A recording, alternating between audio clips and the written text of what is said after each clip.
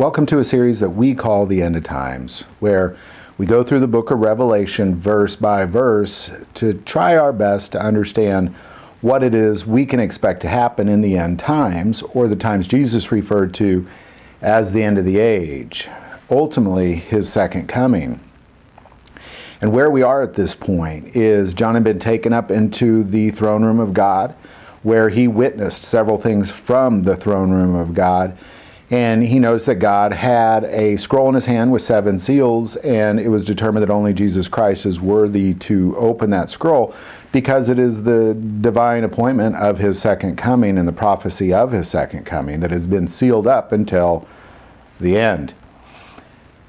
And at this point, the 7th seal has just been broken. So I want to kind of remind people at this point, everything up until now has been man's doing. Now, God is always in control, and the horsemen were a great example of that, but it's still men and man that are doing it on the earth. So everything that has happened up until this point is man's doing. This is the very first point that we're going to see in Revelation where God now is about to unleash his judgment and wrath on the earth, with the exception of several people who have been marked. Now, I also want to say before God's wrath comes down that we need to see ourselves in this place. Like we can't visualize ourselves of just being raptured up and we just don't have to go through any of this. Up until this point, the rapture of the church has not taken place. And there's many things that will show that, and we'll kind of look at that a little bit today as well. But where we are is we're at this point where there's a prelude to the trumpets, and that's where we're going to pick it up. So we're going to start in Revelation 8, verse 6. So the 7 angels who had the 7 trumpets prepared themselves to sound. Now, what we're about to get into is essentially about 4 chapters of these trumpets sounding and what takes place during that time. And there's a lot going on, and it'll take quite a while to get through these 7 trumpets. And really, it's essentially God declaring his authority and his will on the earth. So I want to take a moment on this episode and talk about what are these trumpets and what is taking place here.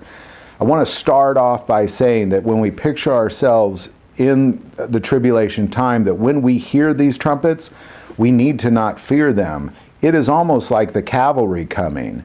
Imagine being in the middle of a battle and you're really having a hard time with that battle, because essentially it's the Christians battling against the Antichrist, and a lot of persecution taking place there, which we talked about in previous episodes in chapter 7. But when you hear these trumpets, it's like the cavalry has shown up. This is good news. It's bad news for the enemies of God, but it's great news for the disciples of God. This is a critical part in really being a Christian. It's almost like the bombers have showed up, or however you want to look at it. It's good news.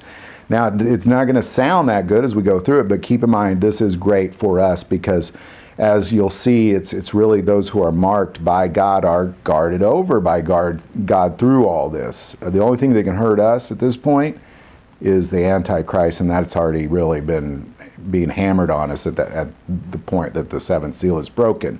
And we hear these trumpets. But let's find out what these trumpets are. If we go back to Matthew 24:31, what we're going to find out is that these trumpets are designed to do several things. One of them is to gather his elect. So let's take a look at Matthew 24, verse 31. Now, what's taking place here is Jesus is telling the disciples how they will know about his second coming and how they will know that the end is near. And he says in verse 31, "And he will send his angels with a great sound of a trumpet, and they will gather together his elect from the 4 winds, from one end of heaven to the other." So it's a gathering time. It's a time for really Christians to gather together, because something awesome, the second coming of Jesus Christ, is about to take place. Now, if you go back all the way to Numbers and Leviticus, the Israelites were told to use trumpets to gather people as well. Certain trumpet blasts meant certain types of meetings and certain locations. They also use these trumpets as a call to battle to direct people where they're being invaded at. So it's definitely a call for Christians. In 1 Corinthians 14, verse 8, what we're going to see here is the trumpets are saying, who's ready for battle? Pick it up in 1 Corinthians 14, verse 8. For if the trumpet makes an uncertain sound, who will prepare himself for battle? You know, it's a call to battle as well, you know, for the angels, for us as Christians. We are the part of the two witnesses. Now, also reminder that in Joshua 6, the Israelites were told to march around Jericho once a day for 7 days, and then on the seventh day they would march around 7 times, and then they would blast a trumpet, and of course we know the results of what happened. It made the walls fall down. So it's, you know, there's a lot going on with these trumpets as far as how they play a role in battle, in God's spiritual warfare on the earth. And it's no mystery that it was 7 days and 7 laps that they had to do by the time they blasted this, because we're going to see that there's 7 trumpets as well. Isaiah 58 tells us that trumpets are used to cry aloud the transgressions of the earth. You know, these trumpets will declare the evil on the earth as well as the judgment over that evil. And Joel 2:1 says these trumpets are meant to sound an alarm. You know, as Christians, we're to hear these trumpets and realize we have a role here. There's something we need to be doing in this time. If we take a look at Ezekiel 33, 1 through 6.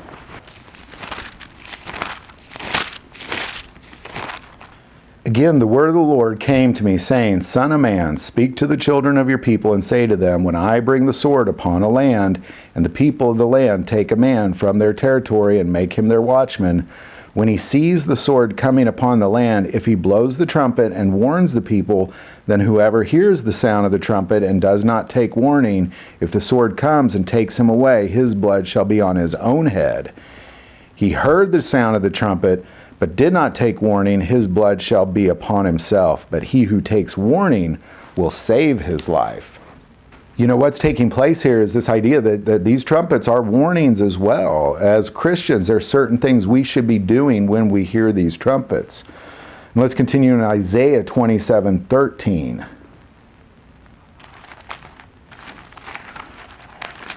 So it shall be in that day that the great trumpet will be blown.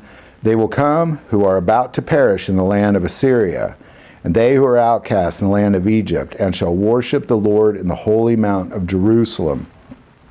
So what we're seeing here is that it is a warning, and Jesus is coming to Jerusalem. If we take a look at Mark 13, 32 through 37, how are we to respond? Now, this is where we're going to get into, okay, what do we do when we start to hear these trumpets? Let's look at Mark 13, 32 through 37. But of that day and hour no one knows, neither the angels in heaven nor the Son, but only the Father. Take heed, watch, and pray, for you do not know when the time is.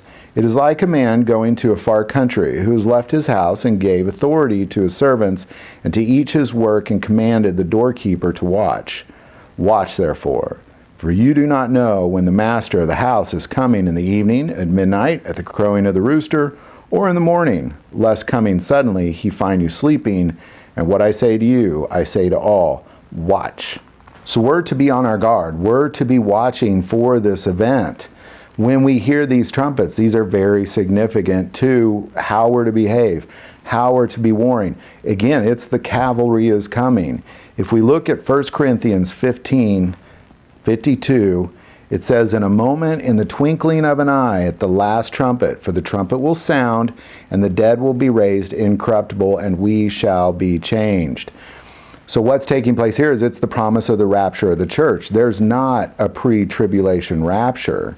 It's at the last trumpet when we hear. So we're to go through these things, but they aren't to harm us, because what we'll see when we're the witnesses is a lot of the things that are going to take place at these trumpets, we actually do those. So as you see these horrific things taking place on the earth, we are in charge of many of those events.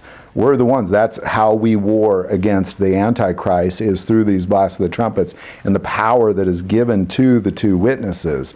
And it is at the very end of that that finally we are raptured up. If we look at 1 Thessalonians 4, 13 through 18, But I do not want you to be ignorant, brethren, concerning those who have fallen asleep, lest you sorrow as others who have no hope.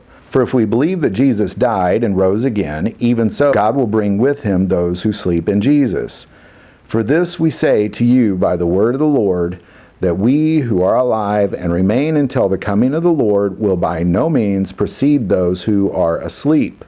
For the Lord himself will descend from heaven with a shout, with the voice of an archangel, and with the trumpet of God, and the dead in Christ will rise first. Then we who are alive and remain shall be caught up together with them in the clouds to meet the Lord in the air, and thus we shall always be with the Lord. Therefore, comfort one another with these words. You know, what I understand when I read this is that I intend on being around to war against the Antichrist, to declare Jesus Christ. And when I'm alive, when Jesus Christ returns, I won't ever die. That's the thing, is there's a mystery in 1 Corinthians where some will escape the sting of death. If you're alive when Christ returns, at that point where you're raptured up at the last trumpet, right when he comes back, and I believe it's the last trumpet because we have to receive our glorified body so we can rule on the earth with Jesus Christ in our glorified body, because then you live for 1,000 years, which of course we'll get into later in Revelation. But the point is that we are here to war against the Antichrist, to declare Jesus Christ. And now, finally in Revelation, at the very last seal, when God is finally opening up that scroll, then the wrath of God and the judgment begins. But a lot of that, as we get into the two witnesses and the power that we will have in that moment, what we need to realize is that a lot of the things that you'll see take place in these trumpets, we are doing them. We are actually the cause of them, given authority and power by God to do these things. So it's really kind of fascinating. The trumpets need to not worry you. The trumpets are like the cavalry has arrived. It is good news, because up until that point, we will be warring against the Antichrist, and he will be beheading and killing many, many Christians. And finally, the cavalry has arrived. It's really a beautiful thing. You know, a lot of times when people read Revelation, it's scary, but really the only scary part is the part that man does. The part that God does is awesome, and it's going to be awesome to witness, and it's going to be awesome to be a part of it. And then if you make it through the tribulation and you make it to these trumpets, you're given great authority to do some pretty awesome things on the earth. When we get into the two witnesses' power, it is really amazing the power that you are going to have in that moment. So picture yourself in the tribulation, because it's an awesome war where you're given great authority by God to determine some things that take place on the earth. You will have that power. I will have that power. It's very, very significant. And these trumpets are good news. And I want to close with 2 Timothy 1 verse 7, where it says, "For God has not given us a spirit of fear, but of power and of love and of sound mind." That's what we're to have during this time. You know, the reason I really even felt called to do this Revelation series is to show people that there's this point where you are going to play a role in this war, and you have to see yourself, because the myth of a pre-tribulation rapture is made up by Hollywood. There's nothing scriptural about it. And, you know, yes, we will escape God's wrath, but that doesn't mean we're not going to be here during it. It just means we escape it.